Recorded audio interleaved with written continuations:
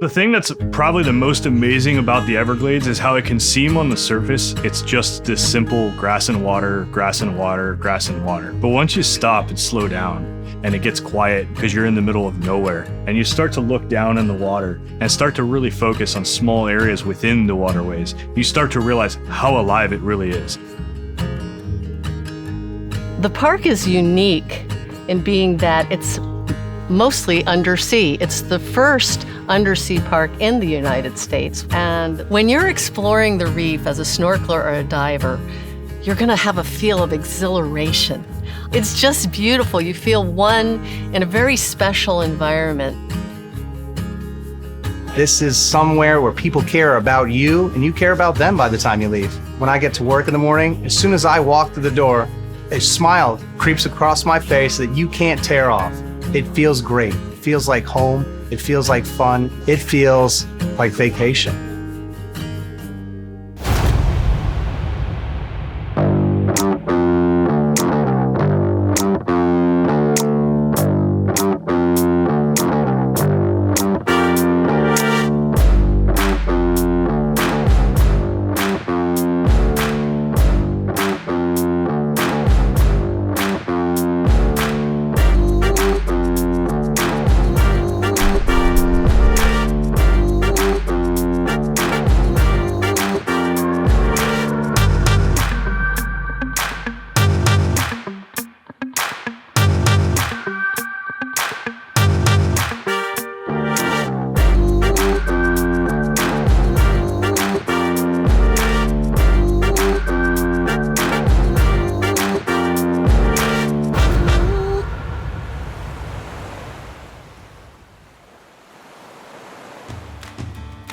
Nothing beats island time if you're looking to unwind, and Florida has plenty of that.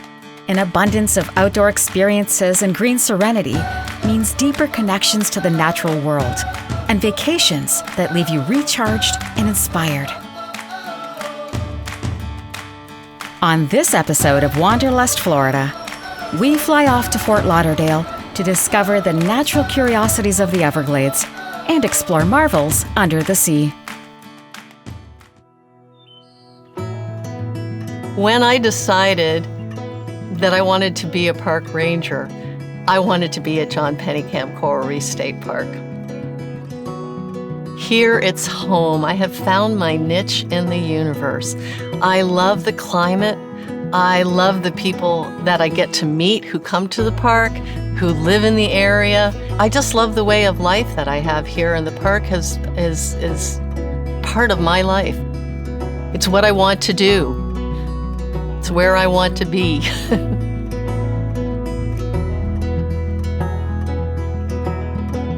My name's Elena Muratori, and my title is Park Services Specialist. I work here at John Pennekamp Coral Reef State Park and Dagny Johnson Key Largo Hammock Botanical State Park. We're located in Key Largo, which is part of the Florida Keys. That's the string of islands off the mainland, about an hour, hour and a half south of Miami and Fort Lauderdale. Most islands you have to fly or take a boat to, but you can actually drive to these islands, so you get to experience island life by driving to it. So you can have the laid-back atmosphere of an island and have the environment is just an incredible thing to experience here. The park is unique in being that it's mostly undersea. It's the first undersea park in the United States when it was created. And the beautiful coral reefs, which is why it was created, to protect and preserve while providing a place for people to recreate in the natural resources of Florida. There are many things to do when you come to this park. You could spend a few hours or you could spend several days. We'd actually even have a campground that people can stay overnight. But the reason people really come to this park are to go out to the coral reefs. So you need to take a boat trip to do that. They're 3 to 5 miles out in the ocean. You can scuba dive, you can snorkel, you can take a glass bottom boat if you don't want to get in the water.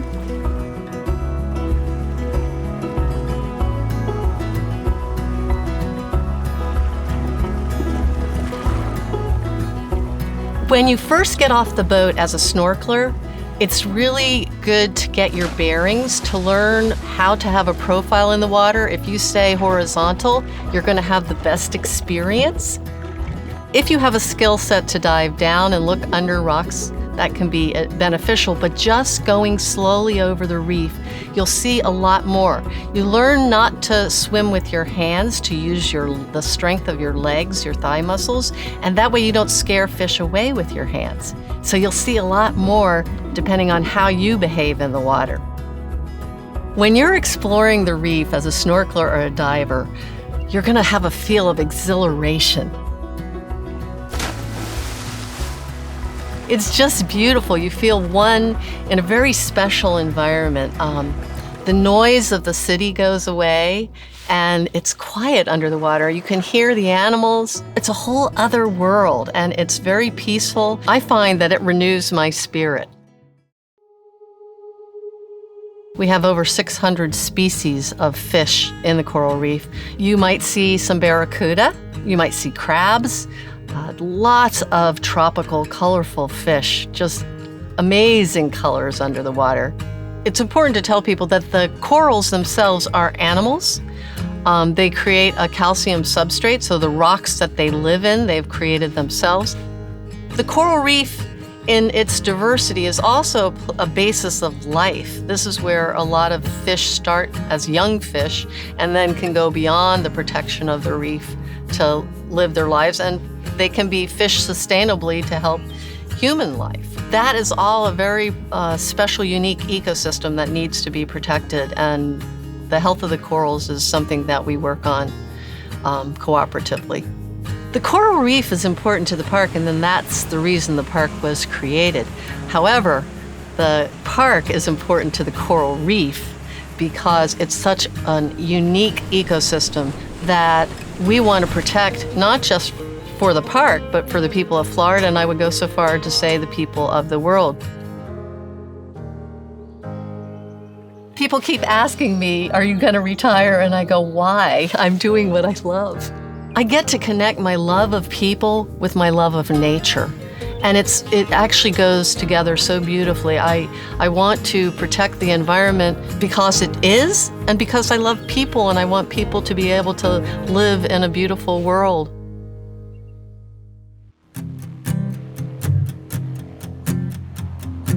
Just cruising around the waterways of Florida is very almost like a reset button. You know, for me, I can have a great day or a bad day no matter what, and once I get out on the water, it's like just kind of wipes the slate clean, and it just calms everything down. You know, the wind in your face, the sun on your skin, just everything basically kind of starts over for you. My name is Tim Schwartzman. I'm the general manager and co-owner of Sawgrass Recreation Park. So the part of Florida we're in is called Weston, right just outside of Fort Lauderdale by about 20-25 miles. So from downtown Fort Lauderdale or the airport to get to where we are, it's about a 25-minute drive. So the Everglades is actually the largest subtropical wetlands in the Western Hemisphere, and possibly even further than that. It's actually a lower half of a larger watershed that starts in the Kissimmee River Basin. There's lots of lakes and ponds in that area that fill up during our wet season, flow south into Lake Okeechobee, and that will then kind of flood into the Everglades, which is about a 60 to 30 mile wide region within the lower part of our peninsula that carries that water very slowly all the way to the southern tip of Florida. It's roughly about 6,000 square miles, but it's only moving at about 500 feet or so per day. So the sensation of riding on an airboat is kind of interesting because most boats, you know, they sit down low in the water, the engine is in the water, you can feel the waves and the movement. The airboat is kind of half boat, half airplane. The propeller, the steering mechanisms, everything is up above the water surface. The boat barely even sits in the water, and it kind of more glides across the surface. And so it's very smooth ride, very, very glass-like feeling, almost like you're driving a car like on ice. So the thing that's probably the most amazing about the Everglades is how it can seem on the surface it's just this simple grass and water, grass and water, grass and water. But once you stop and slow down and it gets quiet because you're in the middle of nowhere and you start to look down in the water and start to really focus on small areas within the waterways, you start to realize how alive it really is. So the Everglades is actually home to numerous amounts of different types of animals. I would say birds are probably one of the most numerous different types of birds that you'll find out there, like egrets, herons, all kinds of birds of prey, especially like owls and hawks. We do get osprey as well. We have tons of reptiles, so we have 47 different species of snakes. We have alligators. We do see crocodiles at the very southern tip of Florida. It's in fact the only place in the world you'll see alligators and crocodiles at the same time. So the average alligators in the Everglades are going to range for females about 6 to 8 foot and about 1 to 300 pounds. But the males have to be much bigger because they're protecting their territorial range. There's a lot of disputes during the spring for mating season. So the males will average anywhere from 7 to 12 feet and weigh anywhere from 2 to 500 pounds. But some of the biggest alligators on record are over 15 feet long and well more than 1,000 pounds. Now on their boats, it does vary a little bit as far as how close we get to the alligators. It all just depends on the alligator. Sometimes you have older ones that have been around long enough, they've seen a few boats in their lifetime and it doesn't bother them too much that we get closer to them. But generally speaking, most of the gators, we can usually get within about 10 or 15 feet before they usually get scared off.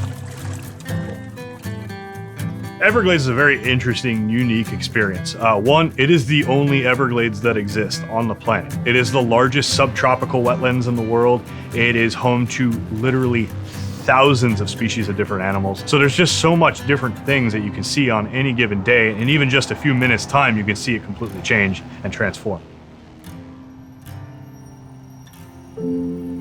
One of my favorite things about being out there, especially like in the evening time, is just the soundtrack. You know, you get out there and there's no traffic, there's no other people, there's no cell phones ringing, just crickets, frogs, the odd alligator grunting in the background, and just quiet otherwise. It is one of our kind of remaining portions of South Florida that is still in a natural state. And we hope to keep it that way. And really one of the best ways to keep something preserved is to educate people about it. And the more people that know about this area, the more likely we're going to keep it around for years to come.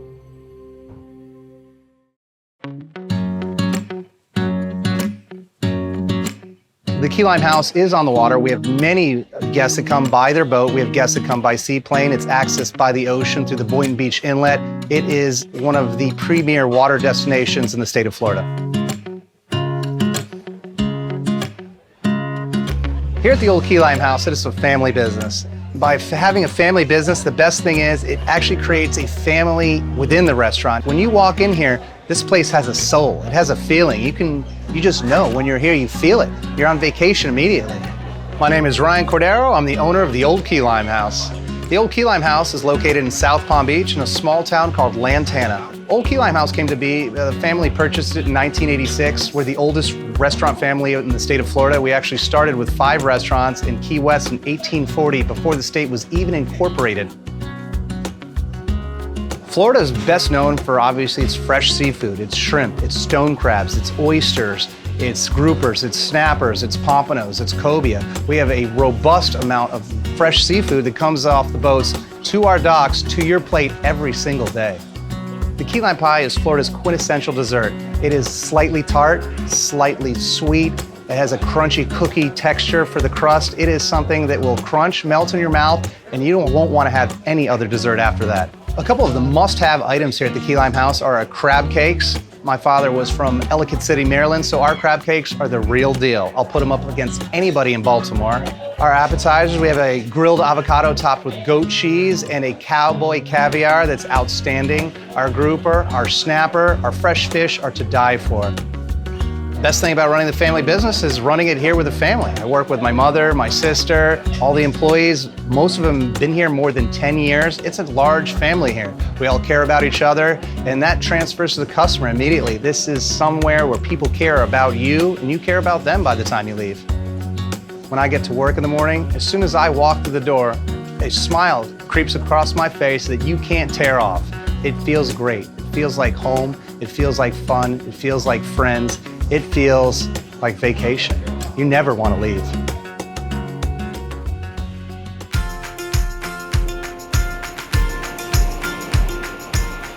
What makes a great travel destination?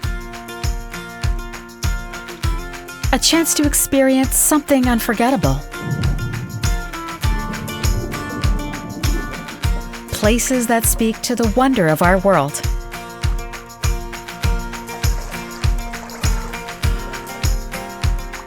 And weather that puts a smile on our face and makes us feel alive.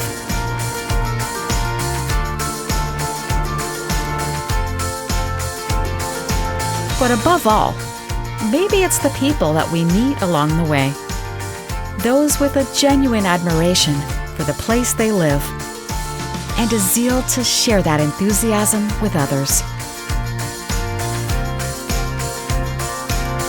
So, when we can finally travel and indulge our wanderlust, set course for Florida. They'll be waiting for you with open arms.